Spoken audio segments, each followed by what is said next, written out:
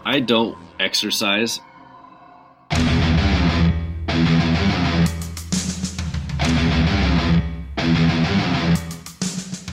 Hello, welcome to Predator Minute, the podcast that breaks down the 1987 action, sci-fi, horror, suspense classic Predator 1 minute at a time. I'm John Zabriskie. And I'm Jeff Glover. And this week on the Predator Minute, we are talking about minute 25. Minute 25, the Richard Sherman of minutes. Ooh, nice. They need a takeaway. Shotgun for Kaepernick, takes the snap. Looks, fires near side, going for the end zone. Ball is picked up and afterwards. Is it picked off? It is! It's picked off in the end zone! The tip, yeah. The tip, that's right. We're also now old enough to not be on our parents' car insurance anymore. That's right. Is this also the age where you can rent a car? I believe that's correct. Ooh, maybe those things are related. Oh my God. I'm sensing a trend here. Driving, cars. Oh my gosh. John, I'm excited for this minute. We have a massive body. Our body count list is going to increase exponentially. Yes. Yes. And yeah, let's dig into it. So minute 25 opens with Dutch activating a satchel charge in the bed of a pickup truck and ends with Dylan hiding behind a rock? Question mark? Yeah. Yeah. All right. Let's talk about it. What's going on in this minute? Oh man, Jeff? What is not going on in this minute? Let's do it. Okay, so we kick things up. Where'd we leave off? Dutch exaggeratedly, if that's a word, sliced that belt off of the makeshift truck generator. Yep, with his life support knife. His life support knife. So great. And now, about 8 seconds into the minute here, we get a nice deadlift. What's up, guys? Jeff Cavalier, AthleteX.com. We're talking deadlift today, one of the best exercises you can do if you do it right. Now, John, I don't exercise, so I don't know what that is, but I know that you dabble in the weightlifting and the exercising, so maybe you can take over here. What is Arnold doing with this truck? He is kind of in the middle of planning this invasion. Looks to be exercising his back, his glutes, his traps, and his legs. Maybe his buys and his tries. Buys and the tries. Just I did watch a few videos of people picking up the rear of cars. A common mistake is just leaning back. This is the opposite of getting your hips underneath you. Leaning back puts you out of position. You cannot leverage a car. You must use your strength and positioning to pick the car up. And it's a common thing, I guess, if you're a bodybuilder, to show off just how strong you are. Just show, hey, I'm not just like picking up this dumbbell or this barbell, but I can also just pick up, real world objects like this 60s era early Jeep pickup truck. Yeah, we'll talk about the make and model of this truck too, because we did some research on that. But before we do, we get a nice like Arnold grimace while he's picking that truck up, don't we? Yeah, I love this face. Just such a great face. If you pause it right there, like it's baring his teeth. Awesome. Well, he's doing two different things here. He not only is he weightlifting, but he also has to keep an eye on this guard to make sure he doesn't. I don't know if you've ever done something like this where you're trying to be secret, but it's really hard to be quiet. Just I'm gonna lift up this 500-pound. Yeah, he's gonna silently deadlift a truck. To keep an eye. So I'm wondering, what do you think? Do you think he's really lifting any kind of weight here, or is it all just kind of like springboard, making it easy for him to do? I bet this is on, with, liability and whatnot on a movie making set. I'm sure this is on some sort of maybe hydraulic lift or pulley system or something. He sells it. Like he is straining there. So he is straining. Yeah. And he would have experience being Mr. Olympia. Winner of the 1975 overall Mr. Olympia, the one and only, the greatest, Arnold Schwarzenegger. But yeah, he would have experience lifting. I honestly, as soon as he lifts it, the logs go kerplunk. Yep, donk donk.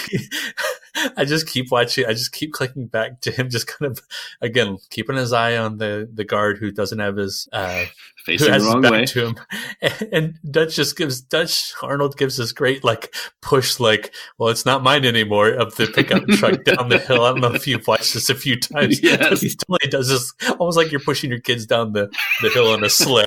Right, like, well, I hope you live. Godspeed. See you at the bottom. See you at the bottom. So true. He just sort of like, once the logs go kerplunk and like he's decided that this whole thing is set in motion, he just sort of, like that facial expression, he just drops it and it's like, all right, there it goes.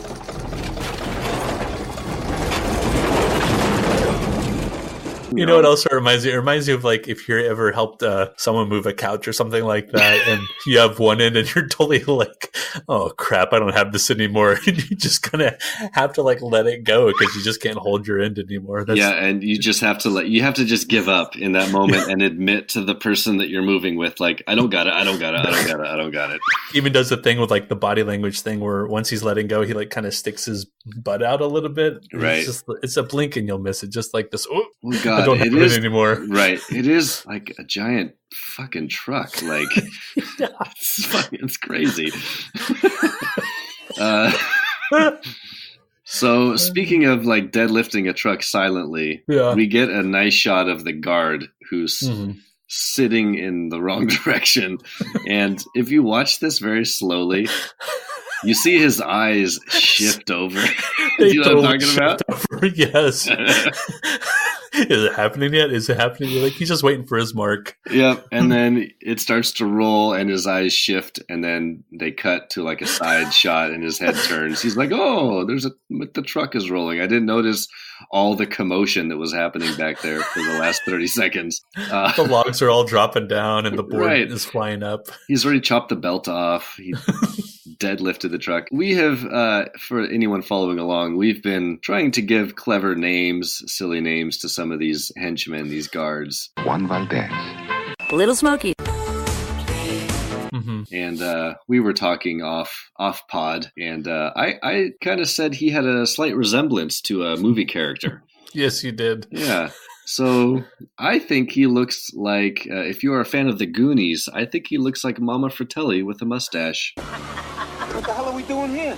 Trusted your old mother, boy. Throw in the four-wheel drive and hold on to your hat. So Mama Fratelli. Yeah, so I get what you did there. Yeah. Oh, Mama Fratelli. She does have the facial hair. Yeah. But, it's Mama Fratelli if instead of being Italian, she was Central American. Yeah. So perhaps from now on, this guard should be Central American Mama Fratelli. Trusted your old mother, boy.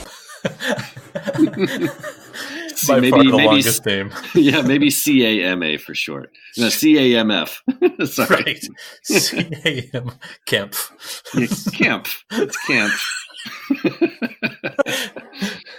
Yeah, so Camp gives that. Oh, what a beautiful double take of the eyes. You just know that he's been told like, okay, this is gonna go rolling by. You're gonna react, but he's like, am I supposed to react yet? Because it's starting to make a bunch of noise. Like, no, not yet. If you watch this really slow, so I'm watching this on my MacBook, and on the MacBook I can use my two fingers and just like slide it on the trackpad, and it will move the movie back and forth. Right. And his eyes dart back and forth like 2 times before he turns his head. Doink, doink, doink. Maybe he's just like, I don't know, maybe he's off duty as well, just like Little Smokey. Little Smokey. He's like, you're on break, just go to the edge of the camp, you can just hang out there. It's like, I really don't want to look, I really want to enjoy my break. And this truck just goes rolling by. There it goes. All right, so we got Camp, we got Arnold deadlifting the truck. All right, so he sets the truck in motion. Now, right. Oh, for this next... as he's doing it, just a little line, tiny. There's only 3 lines of dialogue, super short. The first line of dialogue is right here in the first 16 seconds or so, where Dylan is watching Dutch do this through the binoculars. Oh yeah, I kind of glossed over that. Yeah, and he asks Hawkins. He says, What the hell's he doing? That's when it's cutting back and forth between Right. Dutch doing the deadlift. And I do love the idea that this is something that Dutch has improvised in the moment. yes. Yeah. And Dylan is Dylan! clearly excited about it. Yeah. What the hell is he doing? But he's also kind of like, what the hell is he doing? What the hell is he doing? Yeah, Dylan is like pumped all the way for this action. I mean, he mentions it a few minutes ago when they're rappelling out of the chopper. He says, "Never knew how much I missed this, Dutch," referring to the action. So it's almost like he just tagged along for the action, not for the intel gathering. He's thinking back to the good old days. Good old days. Yeah, like the good old days. This truck sets in motion a whole series of events. We should probably take very carefully piece by piece here. Yeah.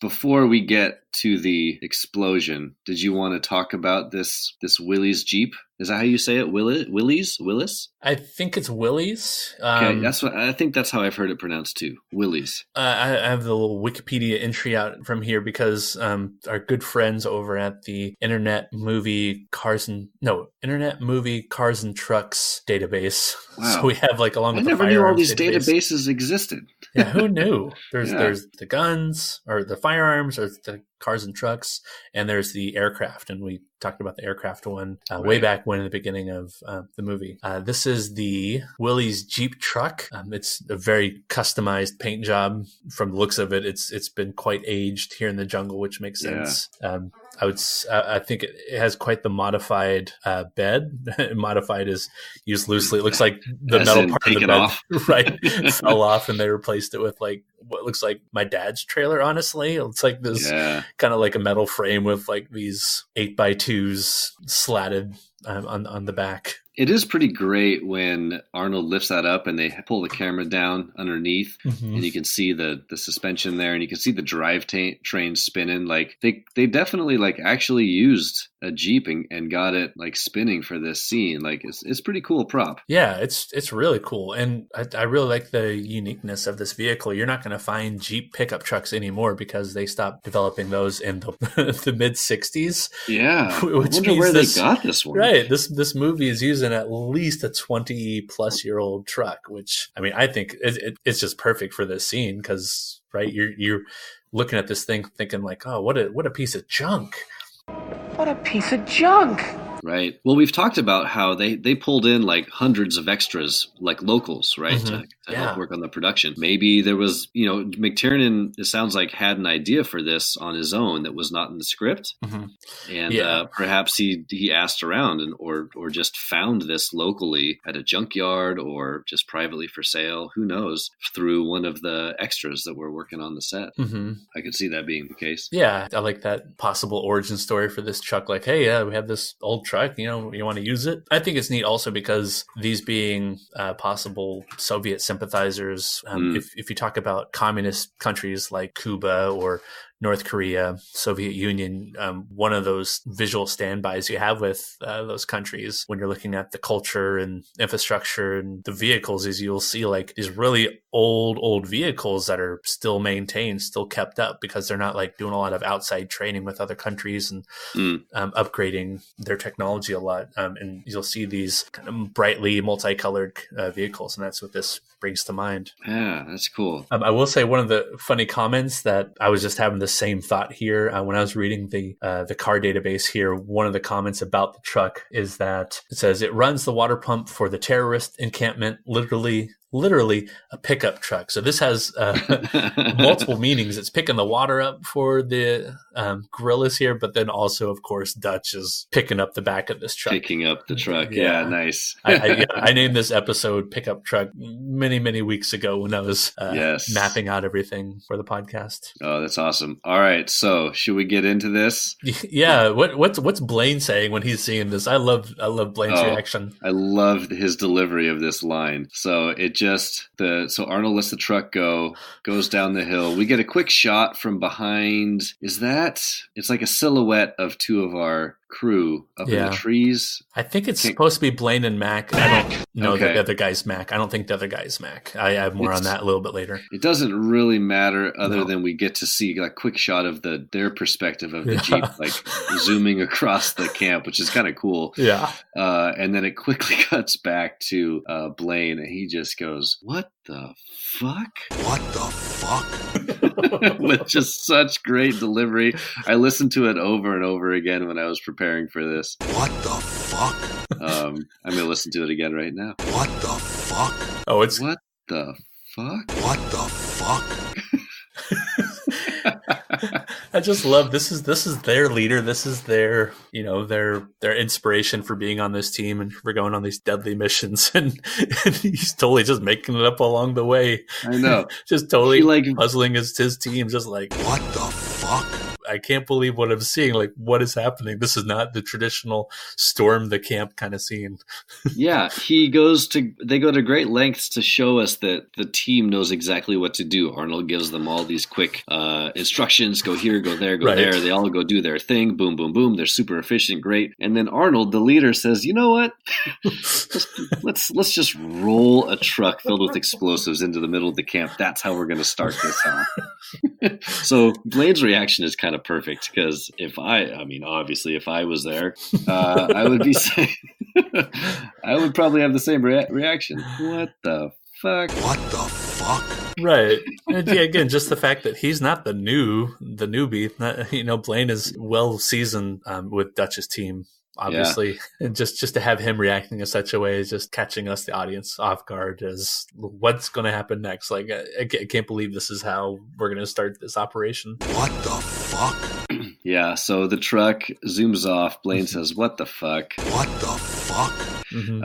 And this is going to kick off a whole series of explosions and deaths. And one of the great things about breaking down this movie minute by minute is catching all these little bit characters and extras and stuntmen and henchmen. Mm-hmm. And one of our favorite henchmen, Moonbeam, makes an appearance here. Moonbeam.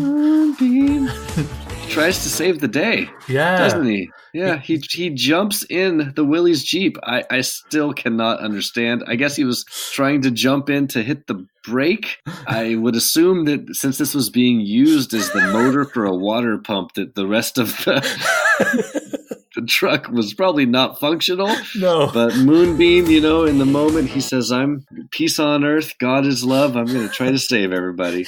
Yeah, no kidding. Let's save some lives today, y'all.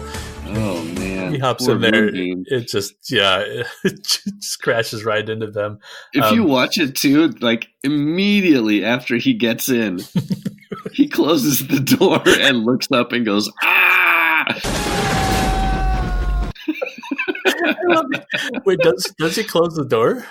Well, he kind of I guess he reaches his hand. He kind of pulls the door in. He totally closes the door. Why do you close the door? He closes the door. It's like you might as well put on your seatbelt and and before mirrors. He can even settle into the chair, he's already looking forward and screaming. He's hopping and screaming at that. Ah! It's like all one motion. Like he just jumps in and immediately starts screaming. Oh, man. And then right in the next split second, the Jeep runs into the camp where all of our friends are sharing food and fellowship. And we get a nice big explosion here, don't we? Oh, just a beautiful explosion here. Just a huge fireball erupting. And this is the 80s, so this is 100% practical. This is 100% them just blowing stuff up on the set. It's pretty great. Yeah, I did want to give one last kind of shout out here to Moonbeam, because in like the last little bit of... He did reach his demise, so let's give him a little eulogy here. Yeah. Doing what he does best, which is driving. It turns out this is a longtime actor and stuntman and stunt driver named Henry Kingi, who you'll find under IMDb as Gorilla Blown Up in Van. which is right misnamed. It's not a van; it's a pickup truck, right? But that's true. He's been making movies as a stuntman and actor since the late '60s, early '70s, and he's still in the game of acting and being a stuntman, being a stunt driver, and headcanon. My headcanon, he's like beginning his stunt driving career right here with half a second behind the wheel before he travels back in time or explodes, whichever one you see fit. Yes. See if you bastards can do 90. Yes, I love that. I love the idea that this was his audition for the rest of his career. This 2-second shot of him just jumping in the Jeep, screaming, and then blowing up. And then he was like, you know what? I could do that for a living. So I have a few acting credits to go through. This is a great list. Go through this. Yeah, he has 78 acting credits, 200 stunt credits. I'm going to stick to kind of a mix of like a little bit of a mix of the two. These are mostly acting, but if you have some spare time, go to Henry Kingi's, that's Kingi, to his IMDb page. You can see all the stunt casting he's done. It's just so much work. But I have him acting or stunting in Topaz, Kung Fu, the TV series, Car Wash, Bionic Woman, TJ Hooker, Scarface, Hunter, V, A-Team, Roadhouse, Predator 2. He plays a character named El Scorpio. Come and get it! El Scorpio is ready! And I was just watching the clip where he meets his demise. I said put it down, asshole! He actually meets his demise when he's on the rooftop and Danny Glover is confronting him. But at the same time, Scorpio's looking up. You know, he can see the active camouflage predator on the roof. And he's just terrified. He's so terrified that he's opening fire with his double automatic Uzis or pistols. And Danny Glover totally blows him away. And it has to be Henry Kingi doing both acting and stunt, which I think is great. I think it's great if you can both act and do your own stunts, because he takes a dive off that building and that building has to be 60, 70 feet high. I don't know if you know the shot I'm talking about, but I do. Yeah, now that you describe that, it's coming back to me. Like that's great. That's a great scene. The next part of your list here is pretty fantastic. Like, I'm impressed that he was involved in all these things. Oh, okay. Yeah. I guess I'll keep going. So no, sorry. I didn't mean to push you along. Oh, no. Yeah, that's the whole flow. I like that. He's in MacGyver. Tonight on MacGyver. Lethal Weapon 3, Batman Returns, Last Action Hero. That's a John McTiernan Schwarzenegger mashup. Star Trek The Next Generation. Not a lot of stunt driving that, I imagine. Mostly dudes walking around talking about philosophy. Yeah. Double Dragon, Low Down Dirty Shame, Under Siege 2, Jurassic. 2. Yeah. Under Sieger, Jurassic Park 2, Blade, Walker Texas Ranger, SpongeBob SquarePants movie. Why not? Yeah. Captain America, the Winter Soldier as Nick Fury's stunt double. I love that. Drive Angry, Ant-Man and the Wasp. And that's like super modern, man. This guy is unstoppable. Yeah, this guy's unstoppable, unkillable. Here are just a few of his credits. He has, I believe, 27 separate credits just for stunt driver. And I'm going to go in the order, chronological. Close Encounters of the Third Kind. Hunter. Again, I'll come back to that TV show in a moment. Dukes of Hazzard, of course, right? Like, if you ever watch Dukes of Hazzard, like, maybe you can only remember a couple things about it. One of the things I guarantee you remember is that every time they freeze frame for a commercial break, it's a car is in midair and some old guy's going, let's see how the boys get all this one. Long about now, I bet that boy wishes he had a parachute. Friends and neighbors, I don't think that jump was planned.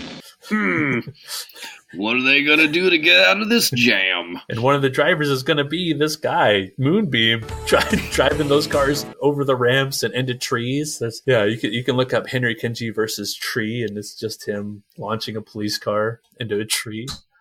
You read these bios of these people doing this stuff, and you're like, boy, what am I doing with my life? Right.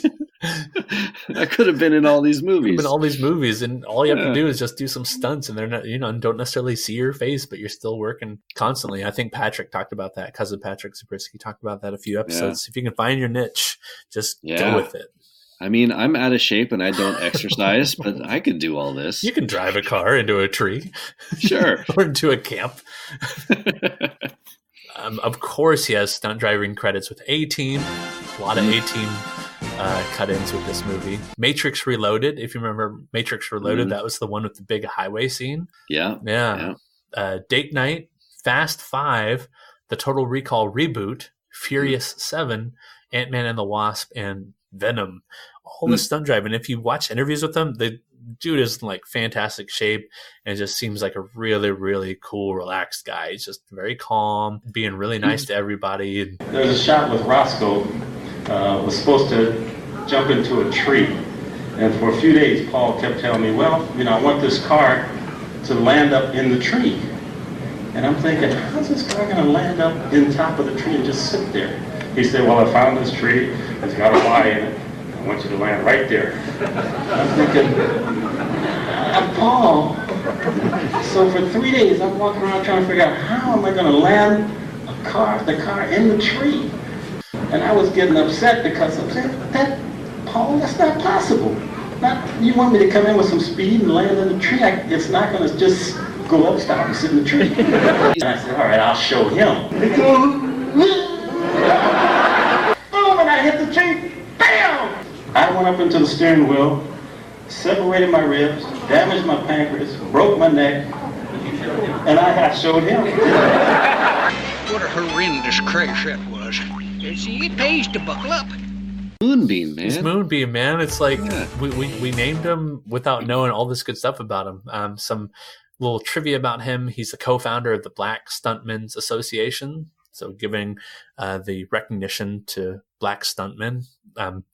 Awesome. His ancestry, and I like this, is a large mixed bag. He has Cherokee, Muskogee Creek, Seminole, Japanese American, African American, French, and Irish. Wow. Yeah. Moonbeam, a man of the world. Man of the world. We have to give him credit right before he tries to save the day. We got to get him on the pod. Right. Yeah, that would be cool. I would, of all these people that I would be excited to hear from. Yeah. He's got to have some stories. Yeah. He has to have some really cool stories working with the people and in the different environments.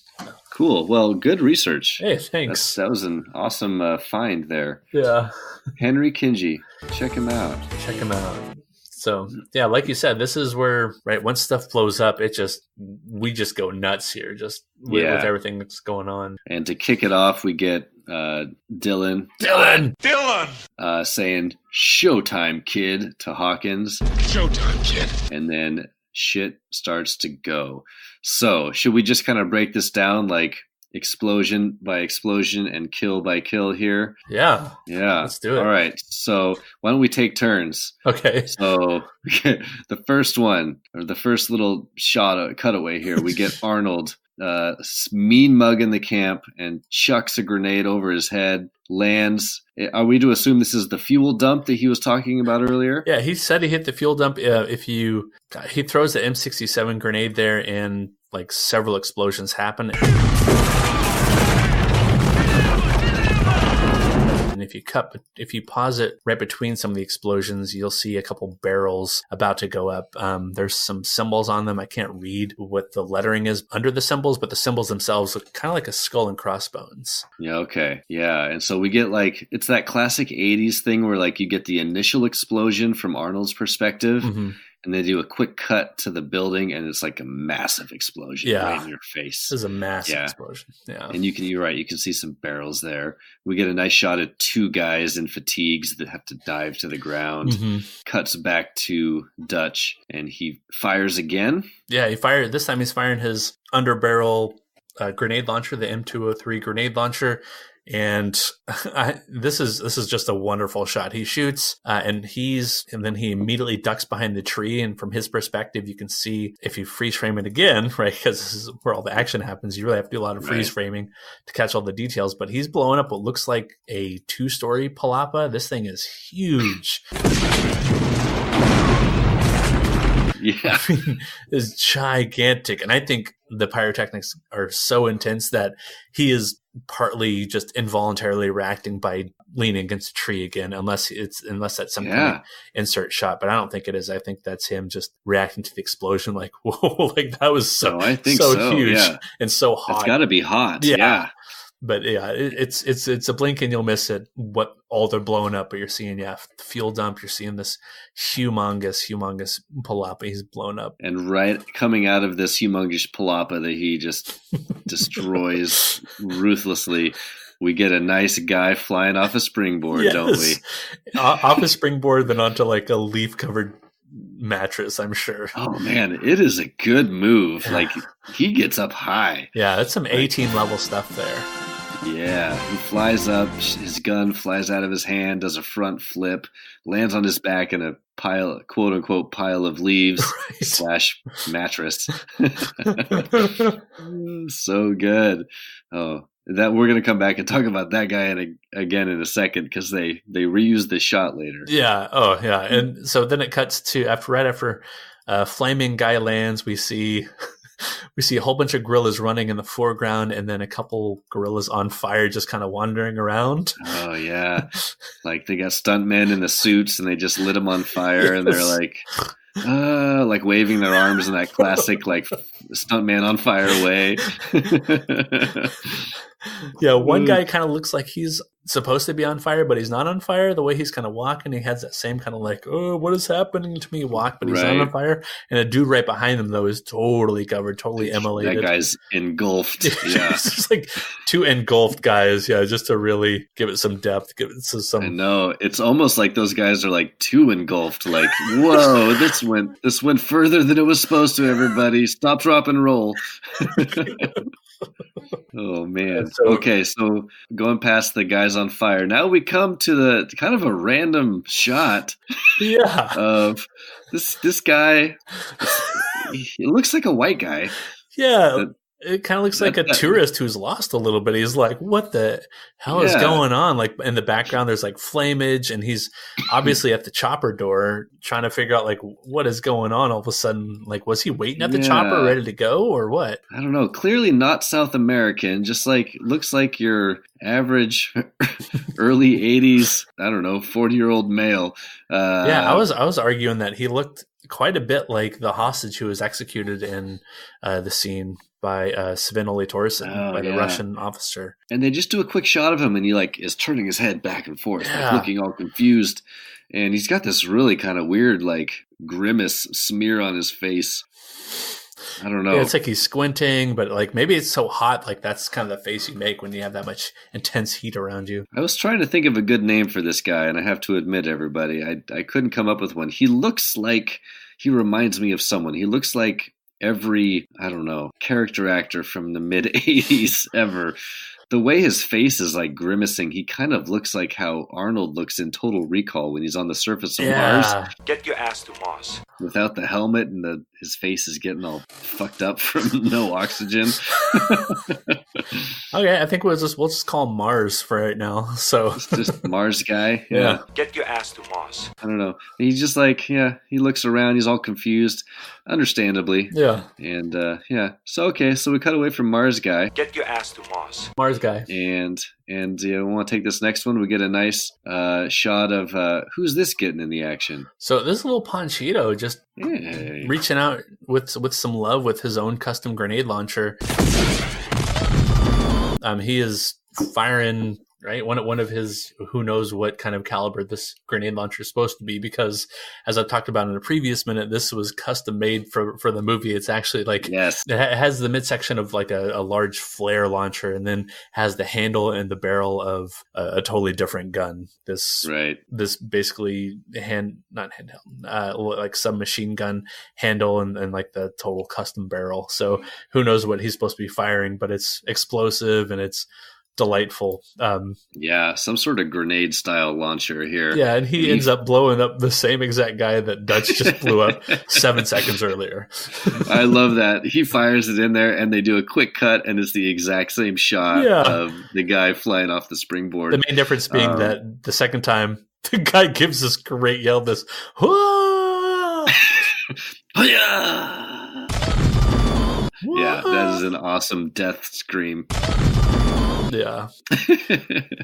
All right, but they cut it short. You only get like half of it there. Right. Yeah. So as not to give away that they're just reusing shots. Right. And this is all happening so fast. I honestly probably would have not noticed that unless I was breaking this down second by second. But yeah, it's the exact same shot. I would say another thing you wouldn't notice really is when Panchito fires at the tree from which he's firing it behind, the tree is already like pocked up with machine gun fire, it looks like. Yeah, you're right. And I think you see that later on in the next minute or the minute after that where he's taken fire and the tree is totally being chewed up. So then Panchito's getting in on the action. Get the nice quick shot. Then we get cut back to Dutch firing the machine gun. Pop, pop, pop, pop, pop, pop, pop, pop. And just takes out, was that 3 guys standing there with their machine guns pretty easily. They just fall down. Yeah, it's great. And I would recommend that if you have time afterwards, people out there, to watch a little vignette behind the scenes from the making of If It Bleeds, We Can Kill It documentary that came with the movie. But you can find all these documentary. You can find this whole documentary kind of cut up into its different segments, and the stunts segment goes behind the scenes, and it's showing, namely, this guerrilla camp attack from a behind the scenes standpoint, where they're filming things, they're lighting things on fire before the scene, they're blowing up the humongous palapa, the 2-story one that Dutch blows up. Oh, it's so glorious. And one of my favorite parts of this behind the scenes is it shows first the guys running out, just being ready, and then without any kind of squibs going off, it shows them reacting as if they're being shot by Arnold. And then then it shows them actually filming the scene. It shows the same guys jump out and they start taking that fire. And in the movie, you only see it for about a second and a half. But in the behind the scenes, one of the guys just comically looks to be taking about 5 seconds of ammo from Arnold.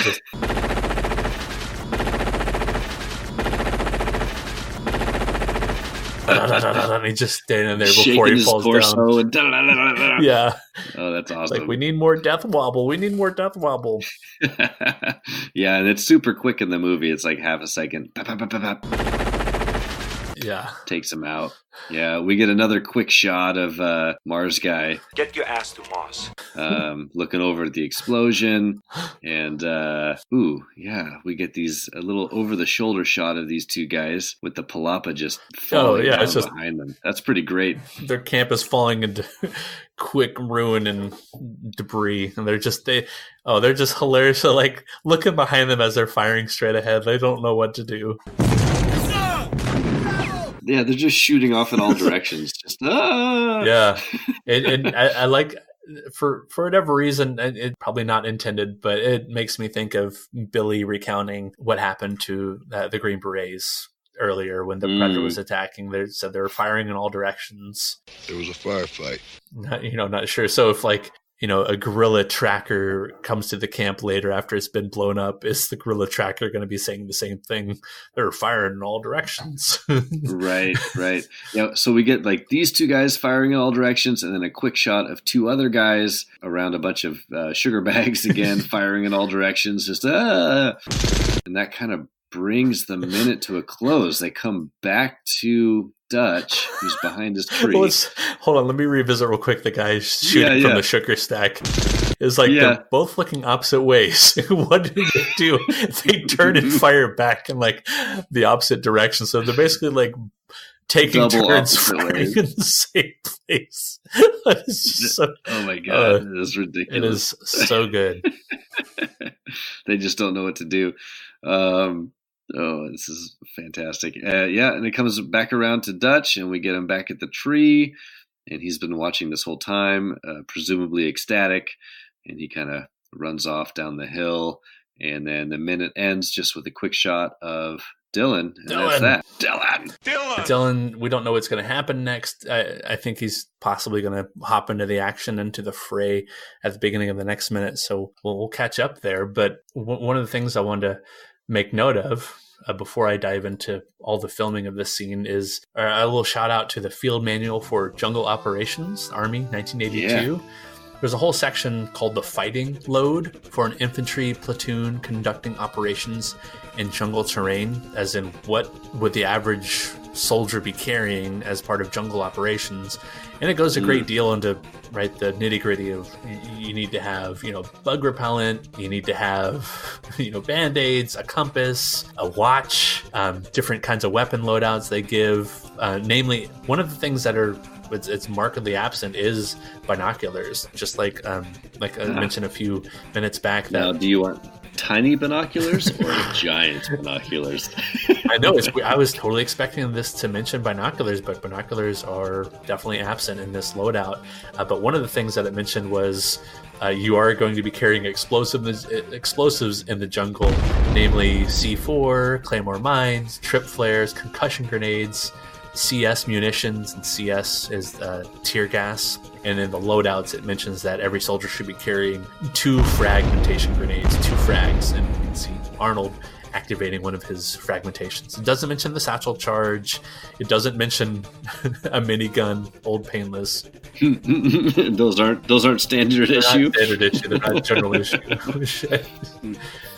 So, Field Manual make a mention that you should be carrying explosives in the jungle, and we see the jungle. We see the explosives in motion. Yeah, it's pretty great. It's just talking about. We kind of broke it down like second by second here, but just talking about the minute as a whole, and really the scene as a whole. It's pretty fun because the movie's been building to this as we've been talking about the last couple minutes, and to see it finally happen, they really execute it pretty well. It's very fast. You get a whole lot of action really quick. We'll talk about the death count here in a minute, I'm sure, but I appreciate, as I'm watching it in slow motion and breaking it down, I'm appreciating the care that's taken to give it. It's controlled, but it's also frenetic. You know what I mean? Like you can understand the sequence of events happening, but you also get the feeling that it is chaotic. For the guerrilla camp. So I feel like it's done pretty well, and I know that we have some notes on John McTiernan's director commentary where he kind of talks about the filming here. I don't know if you want to bring that up right now, but we should talk about it at some point because I think it's pretty interesting. Yeah, I do want to make mention that this is where John McTiernan is kind of starting to sour during the commentary. He was not seeing this film as a war film, and in the middle of this film, obviously it's playing up to the war tropes and the action movies of the 80s with all the explosions and gunfire and people launched by springboards and launched into water. So for this middle part, Joel Silver, the main producer for this movie, was really wanting to amp up the action, really to keep the audiences engaged, because so far it's been, like you're saying, it's been building up, it's been keeping us in suspense, and finally there's this huge release before we have the genre shift at the end of the first act. Right. John McTiernan he's explaining, with great distaste that this is, second unit directors filming this. It's shot stuntman style with a static camera, a lot of explosions and guys falling into pads.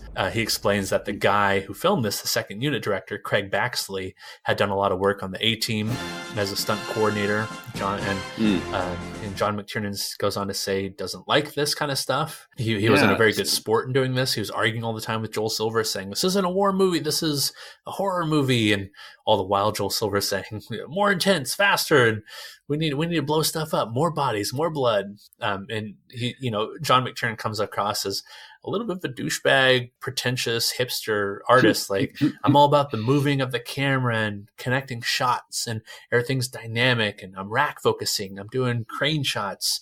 Baxley's just kind of just cheap for thrills action. But I think you really need that in this movie to show how awesome the team is. Without this, I don't think we're nearly as blown away later in the movie when the Predator is taking out our main team here. Yeah, it's a really interesting duality in styles, and it's something I learned while doing research for this movie, that I didn't know that there was such a thing as a second unit directing team. But apparently this is fairly common with especially genre films, action films, where you want to bring in a group of people that are specifically skilled in one type of shooting of a scene, right? Like an action scene like this. And I wouldn't have noticed it until it was pointed out, but it is true. Like, all the camera shots here are static. It's just quick cuts between one camera showing one thing and then moves to the camera that's still and static showing something else. And it happens very quickly, so you get the feeling that there's lots of action and that you're moving around the camp, but the camera itself is not moving at all. And that is a stark contrast to a lot of the scenes that we've watched so far leading up to this action sequence.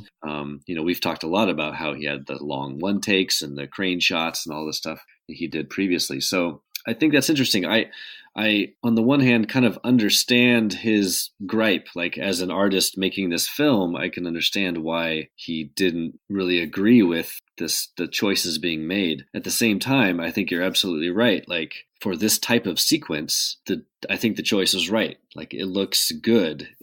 You're capturing the essence of the scene and what you're wanting to convey to the audience. So I don't know. I always find these director commentaries pretty fascinating to hear kind of truly what was going on in their minds behind the scenes as the filming was taking place. One of these things to just say, yeah, it was a change made by the studio, made by the producer, but I think the change really pays off, because a lot of times when people talk about this being an action movie, they're talking about namely these scenes and, some scenes later on when Arnold's taken on the Predator, the team is encountering the Predator, but a lot of action talk for this movie comes from right here, right in this end of the first act explosion of the team encountering the guerrillas. Yeah, and you nailed it. Like, this is the end of the first act, right? Like, we've reached that point. Like, this we'll be on this scene for the next couple minutes in this project, but this is the end of the first act, and it's a good way to. We've built up the audience with a lot of suspense, and now they get some early payoff with some pretty cool action.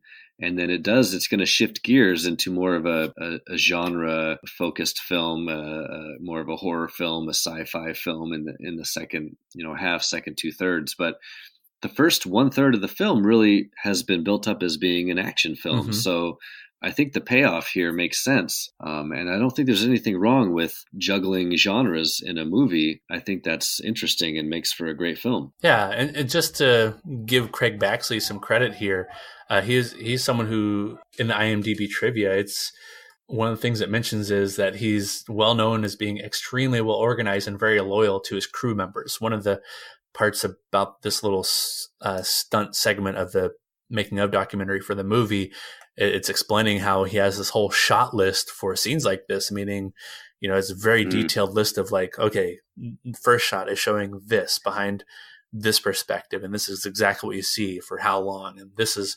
the next shot. So he's very well organized. Just mapped out every single detail, every explosion, an incredible amount of action. Okay, here we go. Now, by the number. If the gentlemen that are doing the pre-light can get in their position so we can see how long it's going to take, it'd be terrific. I'd like you to run to every mark you have for the pre-light, all right? Basically, for me, I shot list everything. And what I'll do, I'll write a brief synopsis of an action sequence, and I'll construct a shot list. And in doing so, I'll itemize every aspect of this stunt. Carl Weathers goes on to say in the same segment how it was one of the more fun scenes he's ever done, action-wise, and that he doesn't remember anybody being hurt. The attack on the Palapa was one of the most fun scenes I've ever been involved in, because there were so many guys, there was so much gunfire, the explosion of the helicopter, all that stuff. I mean, it was amazing of how many rounds of ammunition went off in that thing. And I don't remember one person getting hurt. During this segment, I think the only injury sustained in this film is when Arnold is going off the waterfall, and that's a John McTiernan shot. It is, it's pretty expertly put together. Like, I can imagine him sitting down and storyboarding this. And when you think about that, it's kind of incredible, because there's so many quick cuts in this sequence that are like, I don't know, half a second long. Yeah. 2 seconds long. There's like, okay, we need a quick shot of these two guards flailing and shooting in all directions. And we see that, but we see it for, literally half a second, 1 second maybe, and then it moves on. But they had to shoot all those different little pieces and stick them together. Yeah, movie making is crazy. It's pretty cool. Yeah, it's crazy cool, and just when it all comes together, right? It just is magic on the screen where you're saying, well, how did they do that? And watching the behind the scenes gives you that gift of foresight a little bit. Yeah. Before I move on, should we talk a little bit more about Craig Baxley and his credits here? Yeah, man. So do you want to talk about him? He's the second unit director. Yeah. Well, you put together an awesome list of some of the stuff he has done. So it looks like he works as a stunt coordinator, but also he's done some directing. Mm-hmm. So for the stunts and the coordinated stunts for TV, do you mind if I run through this list here? Sure, and they're in reverse chronological order unless you want to read them back to front. No, that's good. So okay. I'll just go through quickly. A-Team, Dukes of Hazzard, Hunter. Pause it there. Okay. Pause it there. I was going to talk about Hunter real quick. So Hunter was this series, this kind of crime-fighting duo. I don't know a whole lot about it, but it came out in 1984, ran for 7 or 8 seasons. Saturday. Hunter. Call? You got 1 hour. A maniacal killer takes revenge. I'm going to kill her. The chilling conclusion of Hunter, Legion of Hate, Saturday. And in the production for this movie Predator is originally named Hunter. And then when it came to the screen, one of the changes they made was not naming it Hunter, but Predator. So as I guess not to confuse audiences that this isn't the TV show that, you're watching on CBS every Friday or something like that. So it's interesting having that connection here. And like I said before, I think Henry Kinsey was a stuntman or an actor on that show. And now Craig Baxley is, doing this stunt coordinating and actually directing was he the director for this? I don't know. He's directed as the second unit in Hunter. Yeah, okay. Looks like it. Yeah. You have it in your notes that he was a director there for Hunter as well. Yeah. Yeah. Reds, Bionic Woman, Wonder Woman, Charlie's Angels, Roots, Gemini Man. For movies, we've got The Warriors. That's awesome. Come out and play. Tink, tink, tink. Warriors, come out to play. Close Encounters, Logan's Run. That's great. The original Rollerball, Conquest of the Planet of the Apes. Was that, 4 or 5 in the series? Sure. Yeah. I don't know my Planet of the Apes. Sorry. Yeah, I think I've seen the first 4. I can't remember where that lands. Okay. Diamonds Are Forever. You got a little James Bond in there. Yeah. And then as director, do you want to run through these? I don't want to steal your thunder here. Oh, I think you should because you had a lot of stuff to say about one of them. Oh, yeah. Well, I just looked at the list of his directing credits, and a couple of them popped out at me as being like fun, nostalgic movies of mine. Left Behind 3 being the first one. So much nostalgia for the third time that everybody is left behind by the Great Rapture. Man. I don't know. Oh, is that starring Kirk Cameron? Please tell me yes. I'm pretty sure it is. Yeah. Oh, gross. Left Behind 3, Sniper 2, Storm of the Century. Is that a Stephen King adaptation? Yeah. Do you remember that one? That was one of those kind of bottle series where it was like a mini series and they're like all inside and the whole psychology of the storm is playing on people's heads about like, what are we going to do? Like some people are antagonizing others. And I just remember how suspenseful that miniseries was. It's like, this is really uncomfortable. I don't want to watch this. That exists in my head. Like it's compartmentalized into like mediocre Stephen King adaptations made for TV. I don't know if that one was actually made for TV, but I think it was. I think it was just a TV miniseries. That sounds right. Yeah. Okay. And Revenge on the Highway. I don't know what that is. Me neither. Stone Cold, starring Brian Bosworth. Mm-hmm. Yeah. And then the one that popped out to me the most was Dark Angel, starring Dolph Lundgren. And this is, if you are a U.S. listener, you might know this movie as I Come in Peace. That's how it was released here. Mm-hmm. And that's how I knew it as. I only learned it was called Dark Angel everywhere else fairly recently, actually. I come in peace. I win. I don't know. I don't have a lot to say about Dark Angel other than it's kind of a nostalgic movie for me, and it sticks out in my memory because they took Dolph Lundgren, dyed his hair brown, and tried to make him talk with an American accent. That alone is worth watching. So check out I Come in Peace / Dark Angel if you've never seen it. It's a pretty great, just like action genre film from the late 80s, early 90s, I think. Mm-hmm. Yeah. Finish out the list was Action Jackson, and and A-Team. Yeah, Action Jackson being his directorial debut, starring 3 actors from Predator. From the team, you had Billy. You had Mac. Well, I guess I should use their names. You had Sonny Landham, Bill Duke, and of course Carl Weathers as the titular Action Jackson. Why do they call you Action anyway? I think I can. Now I got you. He's a cop who carries no weapon. This Jackson is so vicious, we don't even let him have a gun. Yeah! He's a maverick who answers to no one. You might pull that boy's arm off. He had a spare. He's a man who's no talk. I bet I can make you change your mind. And all action. How do you like your ribs? The indefatigable Action Jackson. The one big fella. So allow me to lay my healing hands upon you. What do you want from me? I want you to die. 1, 2, 3. When it calls for action, he's the one to call. If I was to hit you again, you'd probably slam my little body right through that wall. I was thinking about it. Carl Weathers is Action Jackson, and action is on the way. That's exactly what I was going to say. Yes. Very nice. Yeah. So yeah, Craig Baxley, he's been around, done a lot of stuff. Mm-hmm. Pretty cool. A lot of stuff. And in the interviews and behind the scenes stuff, he just seems like a really kind of loosey-goosey, just laid back, almost like a California surfer guy, which seems like the opposite of John McTiernan. So I can't imagine how they got along or didn't get along behind the scenes. Right. But yeah. Oh, all right. Did you see the new Predator? The Predator? The Predator. Yeah. I've watched the first 30 minutes of it. Okay. Yeah. I haven't made it through the whole thing yet. I put it on and it was late and I made it through about a half an hour. And to be honest, I wasn't that engrossed by it, and I was starting to get sleepy and turned it off and went to bed. Oh, that's fine. Just a little bit of trivia there. I mean, I don't like the movie, so I don't have a ton to say other than Thomas Jane of I Just Want My Kids Back fame. I just want my kids back. And Punisher fame. His character is named Baxley in the movie The Predator as an homage. Homage? Nice. Homage. Homage. There, one of those. Homage. Homage. Delicious homage to Craig Baxley. Yeah. Nice. All right, Craig Baxley. All right, Craig Baxley. So, do we need to talk about our kill count here? Yeah. Last we left, I think we're at like 9 or 10. Yeah. And then the minute. What are we at now? We end this minute, I think, at 38.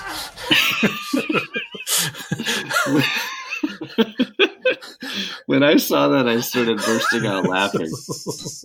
It's amazing. 30 people? Yeah. Or 28 people? Yeah. Close to 30 people just in this minute alone. So we have, sadly, Moonbeam going out in style, though, taking the other 8 campers at the dining table with him in the exploding truck. We have somewhere in the vicinity of 8 after Dutch's first grenade toss, because if you remember, we were talking about that earlier, but the grenade goes off and there's probably 3 or 4 subsequent explosions after, including the fuel dump. So, and I paused it a little bit while watching this movie, but if you slow it down, sometimes you'll see just kind of bodies flying through the flames. It's really hard to pick those up. Yeah. And it's right simply for the purpose of adding more and more and more on. But yeah, these things just really build up. Don't forget about the 8 campers having food and fellowship. Right, exactly. Just enjoying like one last meal together. Mm-hmm. So there they go. There's plus 8 more. Yeah. You have, let's see, some were taken out by 3 taken out by his M203 grenade launcher. The 2 flaming guys we saw, the guy's just on fire. The same guy who's launched by Panchito's first grenade that Dutch killed with his grenade launch. That guy going, "Whoa!" 3 laid to waste by Dutch's M16. And then 3 more by the chopper before this minute ends. So the guy looking around, confused, Mars guy looking around. Oh, yeah, Mars guy. Get your ass to Mars. Total Recall Mars guy. Wow, that's awesome. Quite the jump. Yeah, if you freeze frame it right when Mars guy is being seen for the second time, there's an explosion behind him and there's some guys in berets hitting the deck. Yes. See ding ding. Oh, man. Yeah. All right. Does that bring us to the end of the minute, John? Did we do it? That is a dizzying minute of action. We covered a lot there. There was a lot going on. So many that was explosions. Fun. Yeah. I'm excited for the next one. Yeah, me too. Me too. It's just going to continue. I think we're going to have our buddy Batchelder on for the next minute. Oh, bring on a fellow teacher. Yeah. And movie connoisseur. Yeah. An actor. And part-time actor. Yes. Yeah. As seen in some commercials maybe you've seen in the local Seattle area. Yeah, we'll have to give him some plugs at the end of that minute. But yeah, looking forward to that. All right, so now is a part of the show where we're talking weekly recommends. So, weekly recommends. Jeff, what do you have on the old recommend file of facts? Let's see here. So this last weekend was a single dad. My wife was out of town. And when my wife is out of town, I am with the kids all day. And when I put the kids down to bed, finally, I like to have a little, action movie marathon, if I can, after the kids go to bed. So I did a little research. I was trying to find some kick-ass action movies that I had never seen before. And one popped into my head, actually, that you had recommended to me a couple weeks ago when we saw RoboCop. And I watched the 2012 remake called Dredd. Which is a remake, of course, Judge Dredd, these very campy Sylvester Stallone film from the mid-90s. Of course. The new the reboot or remake, just simply called Dredd. I have to say I enjoyed it. It was a little darker. It was had less comedy, obviously. Right. And you had compared the premise to The Raid, which is one of my favorite action movies of all time. And that really piqued my interest. So it did share a similar vibe in that they are working their way up this tall building on their way to finding a bad guy at the top. And I don't know, I was in the mood for an action movie. I was in the mood for something not too serious. I was in the mood for just kind of gunfire and explosions and some kick-ass fight scenes, and Dredd delivered. I mean, wait for what? Wait for me to change my mind? Wait for another 2 or 3 seconds of life because you're so fucking weak you just can't stand to see it end? No.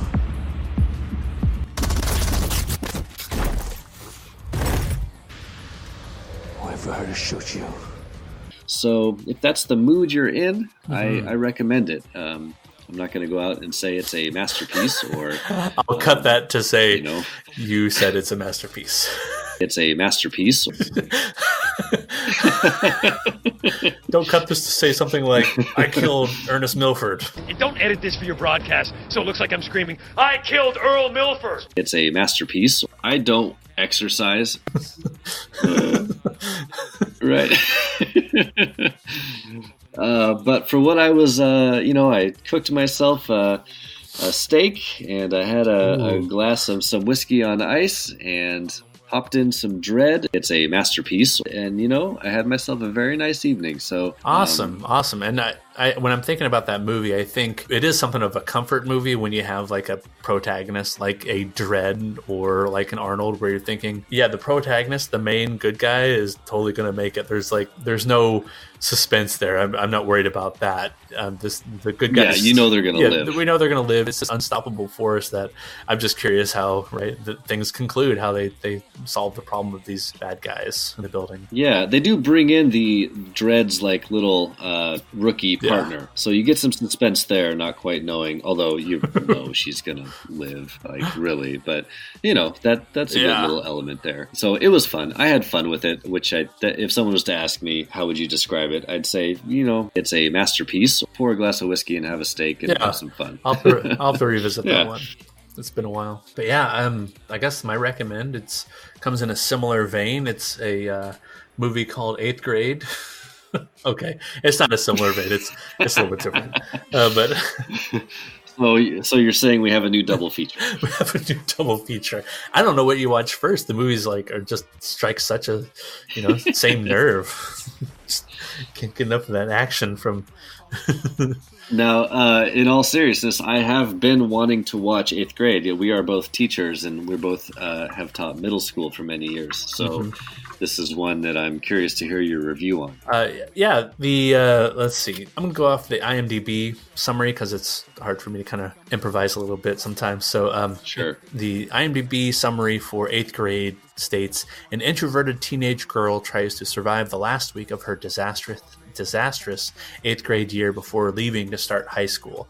And if this is like any other kind of take on high school or middle school, then we know how that would play out. It'd be all sorts of outrageous with like huge, bombastic, unrealistic characters in a middle school setting. But it's not like that at all. It's very much played for awkwardness and laughs and some drama here and there.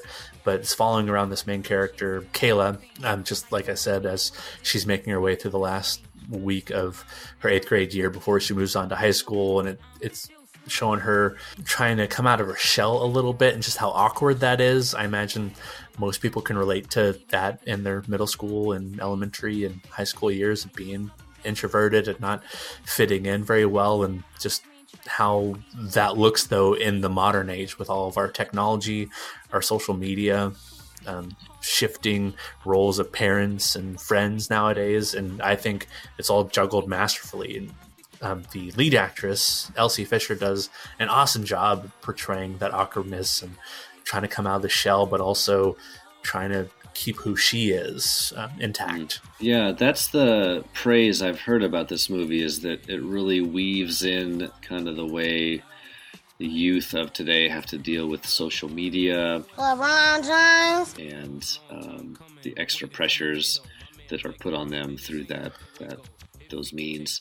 And I see that as a teacher. You see kids just staring at their phones constantly. Yeah. And you realize that they're living a completely second life digitally, and all the extra pressures of popularity and self-consciousness must, spill over into that. So I'm super curious to give this one a watch. Yeah, give it a watch. Let the podcast know how you're feeling.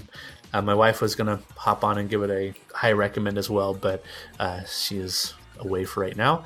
But I know she would give it a high recommend, and you and I and my wife are all teachers, and to be able to see something that really speaks to us, at least from the youth experience. I wouldn't say that it really nails the classroom experience very well. I don't know a movie that actually does nail. I've never seen a movie that does. I mean, other than Dangerous Minds with Michelle Pfeiffer. Oh, that is spot on. That's spot on. That's all I can think about is trying to inspire my wannabe hood rats and gangsters to aspire to be something better.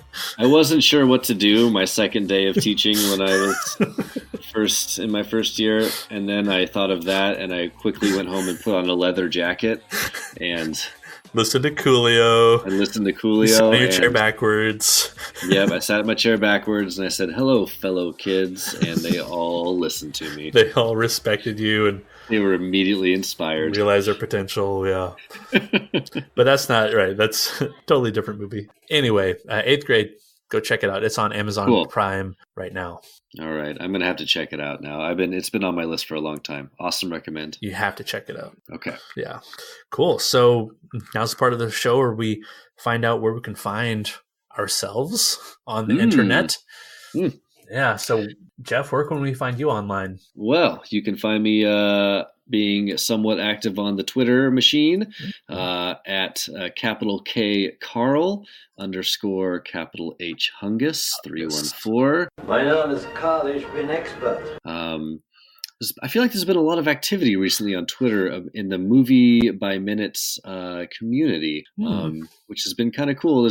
I've been following more Movie by Minutes people, and there's been a lot of activity there and people trying to promote each other's shows, which I think is kind of cool. So anyway, come follow me there or follow Predator Minute on Twitter and join in the conversation. Yeah, you mentioned the Movies by Minute community, and this pretty much all started, the community pretty much all started due to Alex Robinson and Pete the Retailer breaking down the Star Wars movies 1 minute at a time.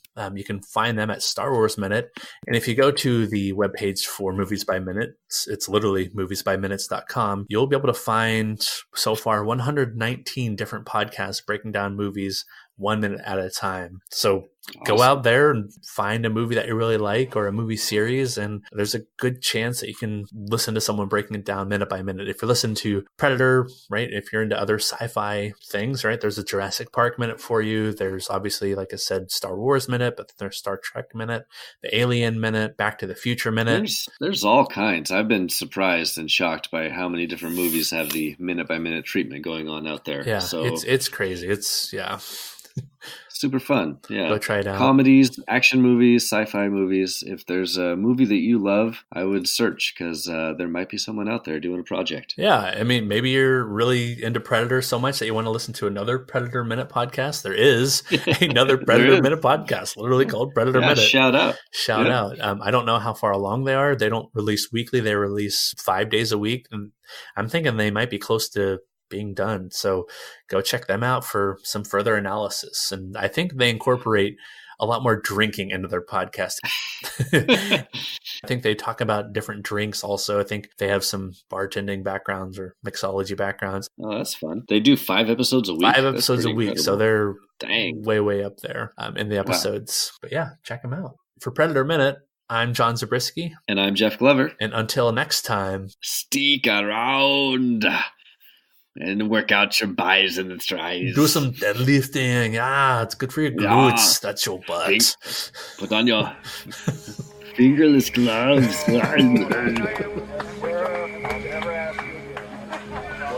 Close shave. You're very close shave. That's a beautiful shot. Fuck, that was nice. Looked like a giant. That was nice. Whole show's like that. Really, it's come up with something new, fresh, and innovative. You got time to duck? And we've taken it to the max here, as far as safety is concerned, but the bottom line is we've created the illusion that the audience is going to feel like these actors were indeed part of this battle sequence, as well as themselves. It's a masterpiece. I don't exercise